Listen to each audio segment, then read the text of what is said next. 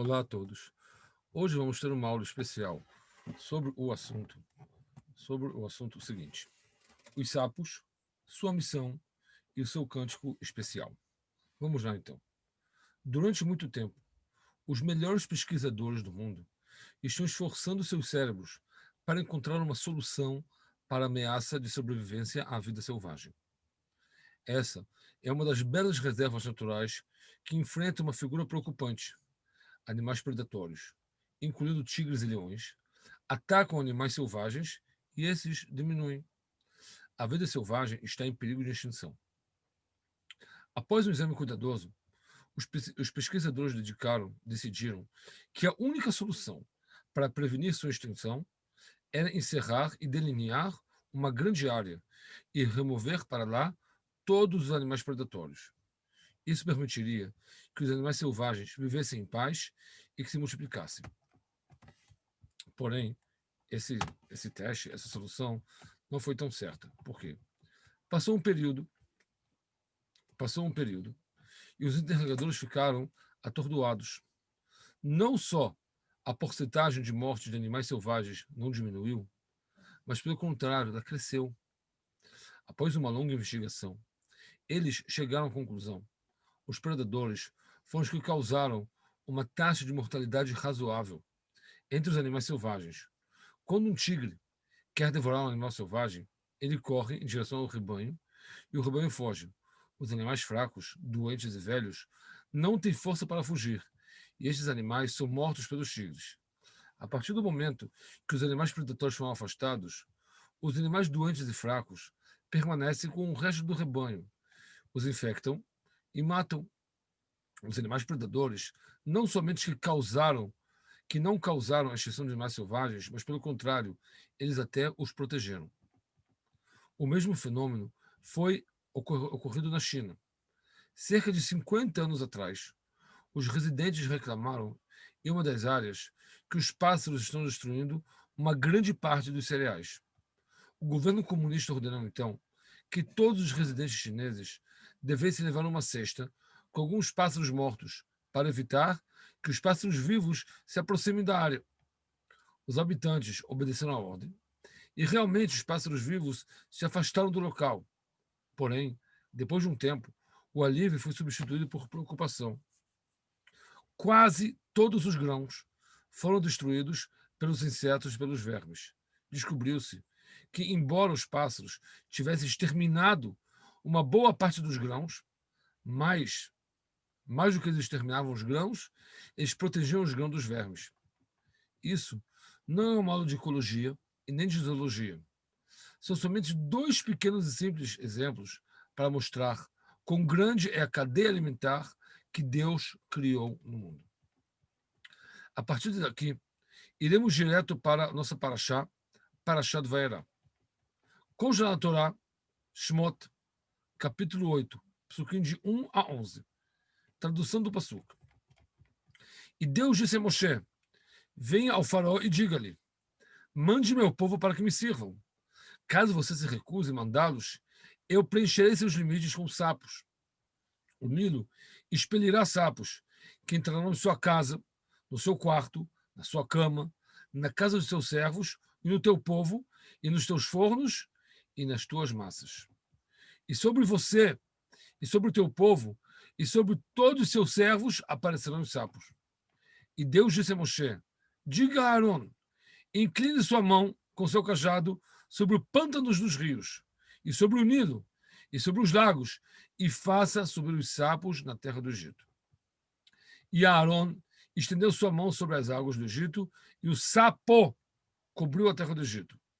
E também os feiticeiros fizeram assim, com seus cajados, e trouxeram os sapos para a terra do Egito. Faraó chamou a Moshe e a Aaron e disse a eles: rezem a Deus e tirem os sapos de mim e do meu povo, e enviarei o povo de vocês. Moshe disse ao faraó: para quando eu rezarei para você, para extinguir os sapos?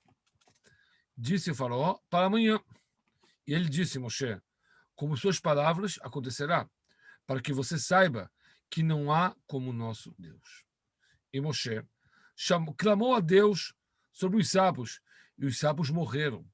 E os sapos se juntaram em vários montes, e a terra ficou com mau cheiro, mesmo os materiais e materiais de grãos da terra os dominaram. E o faraó, viu que havia bem-estar, e endureceu seu coração. O faraó estava satisfeito consigo mesmo. Suas considerações são completamente egoístas. E ele mesmo não é afetado pela praga do sangue. Moshe retorna a ele e adverte da próxima praga. Dessa vez, Faraó não está impressionado. E ele não tem pressa de desistir de seus servos Yehudim, mesmo depois que Moshe deixou claro que dessa vez o golpe machucará a Faraó primeiro. Mais uma vez, Aharon inclinou sua mão no rio e dessa vez a água começou a chiar e bolhar. Um grande sapo emerge da água e começa a lutar e chamar os sapos do mundo para se juntar a ele. Os egípcios, aterrorizados, começam a bater no sapo e ao invés de o sapo morrer, ele se divide em muitos sapos. Não há nada que esteja na frente dos sapos do Egito. Eles se levantam nas águas subterrâneas, penetram pelos portões, entram nos quartos, andam sobre o corpo, pulam nos copos de água e entram dentro da massa. Cobrem os fornos e friam o forno. Eles cortam tanto que os egípcios simplesmente caem no chão e começam a chorar. Você não pode falar, você não pode ouvir. Esses sapos não se comportam de modo gentil. Mordem constantemente os egípcios, mesmo nos lugares mais desagradáveis. Faraó novamente chama o feiticeiro. E novamente eles mostram que eles também podem transformar a água em sapo. Porém, não conseguem retirá-los. Faraó, mimado, sofre definitivamente nessa praga. Os sapos feriram sua honra, penetrando na sua privacidade, humilhando o faraó e, sobretudo, ensurdecendo suas orelhas. Ele chama Moshe Rabbeinu e, com o entendimento de que essa é uma ação difícil, ele pede para Aaron remover a praga. Moshe concorda em fazer por si mesmo e, como um gesto especial, ele pergunta para o faraó: quando você quer essa encomenda de tirar os sapos? Faraó já havia falado com seus feiticeiros, que lhe disseram o seguinte: de acordo com as estrelas, o golpe deveria terminar naquele dia. Então, ele não conseguiu resistir a rir de Moshe e queria aguardar até amanhã. E Moshe concorda. Ele sai, Moshe grita para Hashem e, de fato, no dia seguinte, os sapos já não estavam. Todos os sapos estavam mortos. Somente aqueles sapos que arriscaram suas vidas e penetraram nos fornos retornaram ao Nilo e às suas vidas normais. Os egípcios limpam o país, colhem palhas, pilhas e pilhas de sapos mortos. E o cheiro? E, no entanto, mesmo no palácio, o cheiro insuportável. Já que houve um pouco de tranquilidade, Faraó esqueceu de tudo o que havia prometido. Uma coisa boa foi para o Egito a praga dos sapos. Entre os egípcios e o reino de Cush, houve uma disputa de fronteira contínua. Os sapos vieram e mostraram claramente onde é o Egito e onde é o reino de Cush. Assim, os egípcios conseguiram fazer as pazes com Cush. Qual foi o motivo da praga do sapo? Uma praga tão incomodante. 1. Os egípcios forçavam o povo de Israel a recolher todos os tipos de vermes desagradáveis para que eles brinquem e, portanto, o povo egípcio ganhou muito verme. 2. Porque os egípcios forçaram ao povo de Israel a coletar lama para os tijolos. Deus trouxe os sapos que cresceram na lama. 3. Porque os egípcios gritavam ao povo de Israel: apresse-se, trabalhe! E eles ganharam as rãs para gritar em seus ouvidos durante alguns bons dias. Outro motivo, pois quando o faraó decretou matar os bebês, as mulheres do povo de Israel temiam chorar ao nascer, para que não as descobrissem, e seu sofrimento cresceu muito, muito mais. Outro motivo, porque impediram o povo de Israel de orar e louvar a Deus. E está escrito em outro lugar que não há criatura que louve ao Deus mais do que o sapo. O Talmud escreve que se a Torá não tivesse sido dada ao povo de Israel, teremos aprendido maneiras e costumes dos animais. Roubo da formiga, castidade de um gato e assim por diante. Cada animal tem sua própria característica única. Cada pessoa deve tirar lições para a sua vida em qualquer circunstância. Se encontramos os mesmos dados em quase todos os animais, concluiremos que esses dados são provavelmente imensamente essenciais. Qual é a figura encontrada em quase todos? O fato que os animais são criados para o propósito dos outros. É verdade. Não só em animais, mas também em todo o universo. Não há criação no mundo que seja somente para si. Toda criatura tem um propósito além do fato de sua existência. O sol brilha para os outros e a lua brilha às estrelas. A grama cresce no chão para que a vaca coma. A vaca serve como uma refeição para o tigre. A carcaça do tigre serve como comida para a águia.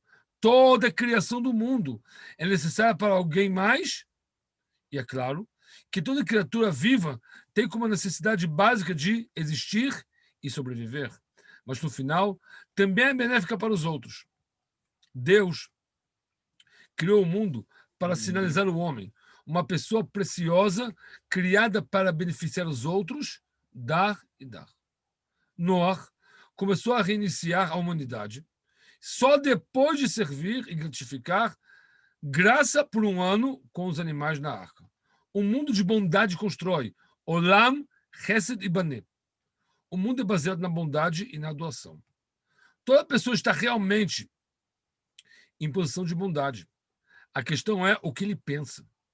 Mesmo o dono de um supermercado, é verdade que ele ganha seu dinheiro na loja, mas finalmente ele recompensa os compradores. Ele fornece comida da mesma maneira que o homem faz. Ele pode mudar o modo de pensar e se juntar ao círculo de doação universal. Tudo depende da mente da pessoa e de seu pensamento. Faraó insistiu e não estava preparado para libertar os Yehudim. Primeiro golpe ele sustentou foi uma mancha de sangue, seguida por um sapo. O leitor dos versículos da Torá verá que os egípcios também conseguiram transformar a água em sangue e criar rãs. Apenas na terceira praga, a praga dos piolhos, os egípcios disseram: o dedo de Deus é. Etzba Elokim hi. Em caso afirmativo, surge a questão por que Deus não começou com a praga dos piolhos.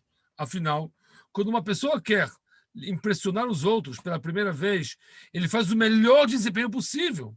Por que então Moshe Rabbeinu e Aaron Cohen começaram com os golpes de sangue de sapo e deram aos egípcios uma abertura para pensar que isso era apenas uma bruxaria? Há aqui uma mensagem. Água e sangue são dois opostos. A água simboliza graça e fornecer, enquanto o sangue simboliza matar e crueldade. O Rabino Chaim Vital, um dos discípulos mais assíduos do Arizal, prolonga isso em seus livros. A água dá vida ao mundo. A água rega as fazendas e as plantas crescem. No primeiro golpe, Deus transformou a água em sangue como se tivesse dito: vocês egípcios ignoraram a principal missão que existe no mundo, o círculo infinito de dar e ceder. Vocês fizeram o contrário, transformaram a água em sangue. Em vez de se juntar ao ciclo da bondade mundana, fizeram o contrário, levando um povo inteiro para a torturação. Em um banho de sangue, Deus transmitiu uma mensagem ao mundo. O propósito da criação do homem para beneficiar os outros e, portanto, veio depois de uma praga de sangue, uma praga de sapo. Por quê? Vou citar aqui para vocês uma passagem do Perek Shirah, capítulo de Cânticos, e veremos a resposta. Então, está escrito lá o seguinte, tradução do hebraico: os sapos falaram lá sobre o rei Davi, Davi Amelech, rei de Israel, quando ele terminou o livro do Teilim e disse a Deus: existe alguma criatura que você criou em seu mundo que recita cânticos e elogios mais do que eu? Ao mesmo tempo, um sapo se aproximou de Davi Amelech e disse o seguinte: Davi, não dê sua opinião sobre você. Eu digo serviço e elogio mais do que você. Além disso, eu estou lidando com uma grande mitzvah, e esse é o mandamento com o qual estou lidando. Há uma espécie no litoral que não tem meios de subsistência, somente água. E quando ele está com fome, ele me leva e me come. O sapo recita seus cânticos e louvores mais do que David Ameller. Maravilhoso. Mas há uma mitzvah maior que isso. Eu sirvo como alimento para outro animal. Sim, ajudar os outros, a bondade e doação são a mais bela poesia. O sapo simboliza o sacrifício para os outros, que os egípcios não fizeram, ou melhor, fizeram o contrário. Então, é natural que depois da praga do sangue, venha a praga do sapo. Ambos nos ensinam o propósito da criação da humanidade. Muito obrigado a todos. Boa noite.